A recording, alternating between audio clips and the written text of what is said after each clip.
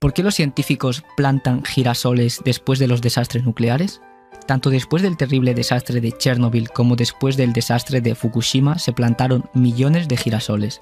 Pero, ¿cuál es el motivo? ¿Qué se esconde detrás de plantar estas plantas tras un desastre nuclear? La replantación de girasoles tras un desastre nuclear es una técnica natural llamada fitorremediación, en la que se utilizan algunas plantas que son capaces de fitoextraer metales pesados e inducir la degradación de compuestos en suelos contaminados. De este modo, plantar girasoles en Chernobyl funcionó.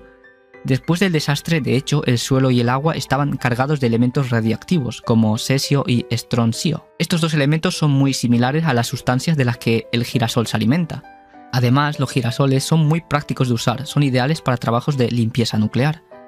La razón es simple, crecen de forma rápida, sencilla y en todas partes.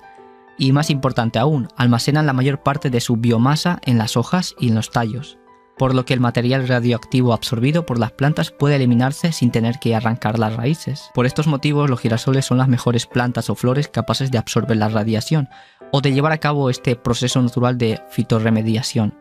Aunque no son las únicas, existen otras muchas flores que pueden ser capaces de realizar el mismo proceso, pero tras pruebas de años se llegó a la conclusión de que debido a que los girasoles son más grandes, son sin duda las más eficaces para llevar a cabo todo este proceso.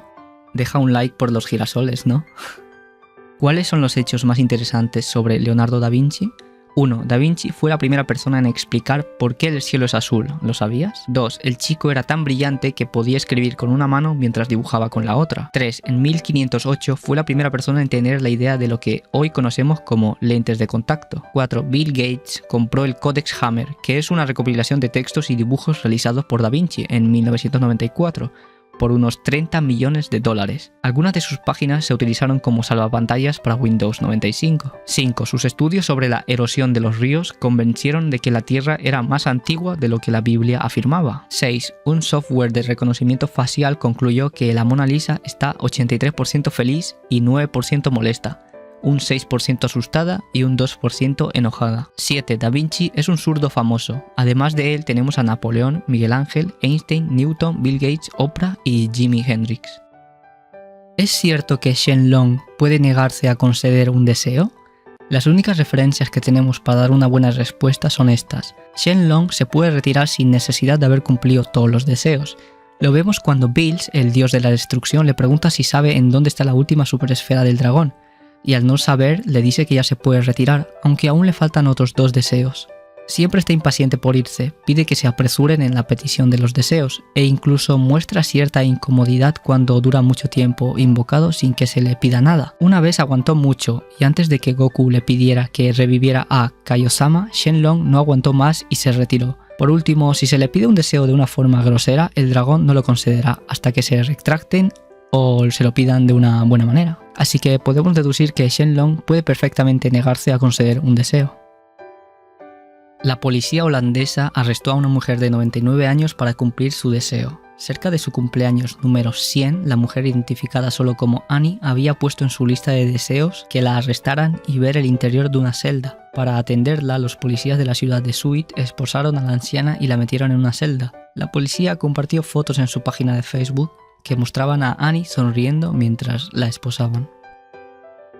¿En las generaciones pasadas las personas eran más serias? Si a lo que te refieres, vemos a diario tantos retratos, cuadros y fotografías antiguas en las que las personas salían siempre con un cierto aire de elegancia que a menudo pensamos que era así. En anteriores épocas, una fotografía era sumamente costosa para la familia promedio y un retrato al óleo aún más, por lo que se hacía en ocasiones especiales. Por eso se acostumbraba a salir de la mejor manera posible. Este retrato es de la era victoriana, donde una pareja no podía evitar reírse mientras le sacaban una foto. ¿Cuál es la hazaña más increíble alcanzada por la voluntad humana? Bueno, esta es la historia del hombre que se abrió sus propias entrañas, se extirpó su propio apéndice y luego se volvió a coser. El doctor Leonid era el único médico en una base rusa escasamente tripulada en la Antártida. Un día comenzó a sentirse mal, fiebre, dolor en el abdomen. Siendo un buen doctor, sabía lo que estaba pasando. Su apéndice estaba a punto de estallar. Tenía apendicitis.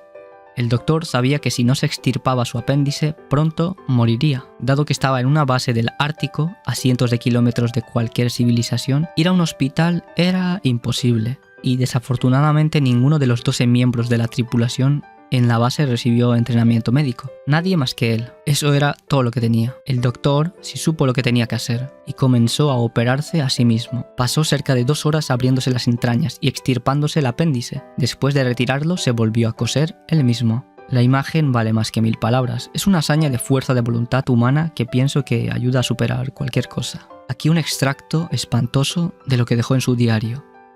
Trabajé sin guantes, era difícil de ver, el espejo ayuda, pero también dificulta. Después de todo, estaba mostrando las cosas al revés. Trabajo principalmente por contacto. El sangrado es bastante intenso, pero me tomó mi tiempo. Trato de trabajar con seguridad. Al abrir el peritoneo, me lastimé el estómago ciego y tuve que coserlo. De repente pasó por mi mente, hay más lesiones aquí y no las noté. Me debilitó más y más, mi cabeza comienza a dar vueltas. Cada 4 o 5 minutos repaso durante 20-25 segundos. Finalmente aquí está, el apéndice maldito. Con horror noto la mancha oscura en su base. Eso significaba que un día más y habría estallado. En el peor momento de quitar el apéndice me alarmé. Mi corazón se frenó y desaceleró notablemente. Mis manos se sentían como de goma. Bueno, pensé, va a terminar mal. Y todo lo que quedaba era eliminar el apéndice, y un poco después me di cuenta de que básicamente ya estaba salvado. ¿Alguna vez te has preguntado cuál es el destino que tienen los leones viejos? Bueno, son desafiados por la manada por machos errantes más jóvenes, y son expulsados. Desafortunadamente mueren en soledad, hambrientos ya que es difícil cazar solo. Es muy triste.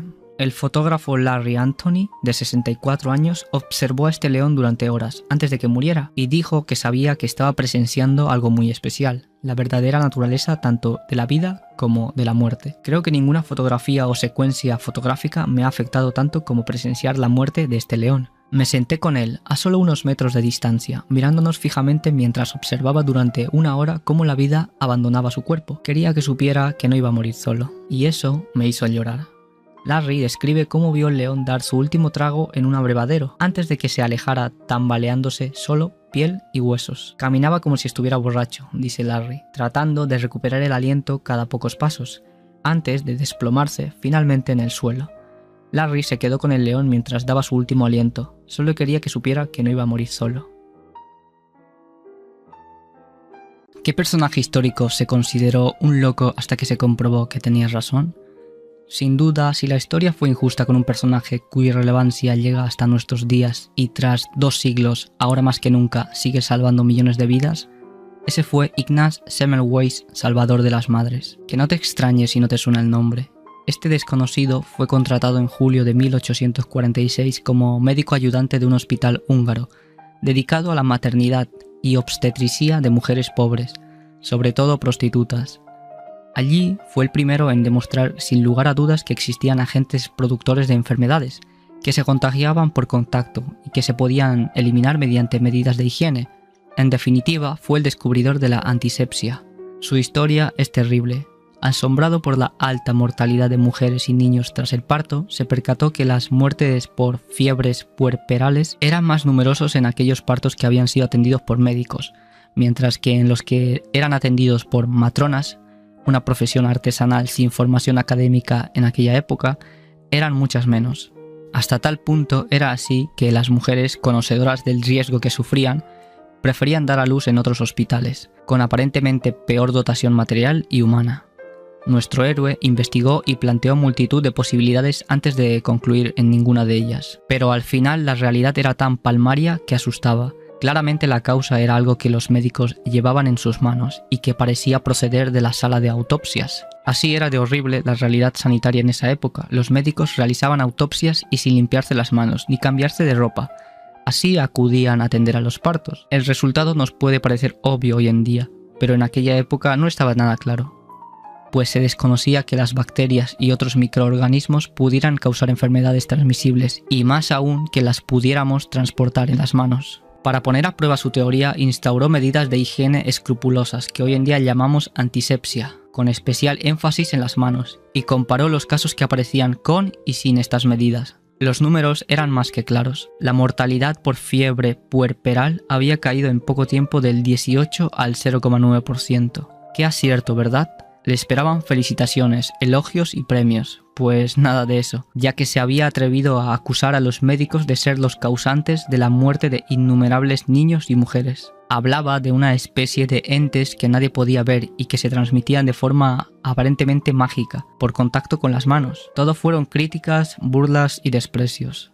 A pesar de ello, enconó su esfuerzo por extender la antisepsia, acusando a las sociedades médicas y científicas de ser las responsables de miles de muertes. Tenía razón, y eso a veces es lo peor que te puede pasar. Las críticas contra él llegaron a envenenar a sus amigos y a su esposa, que lo dieron por loco. Mediante engaños consiguieron internarlo en un manicomio, donde no tardó en morir, probablemente debido a complicaciones surgidas por las frecuentes palizas que recibió de sus cuidadores. Ignaz Semmelweis, héroe entre héroes.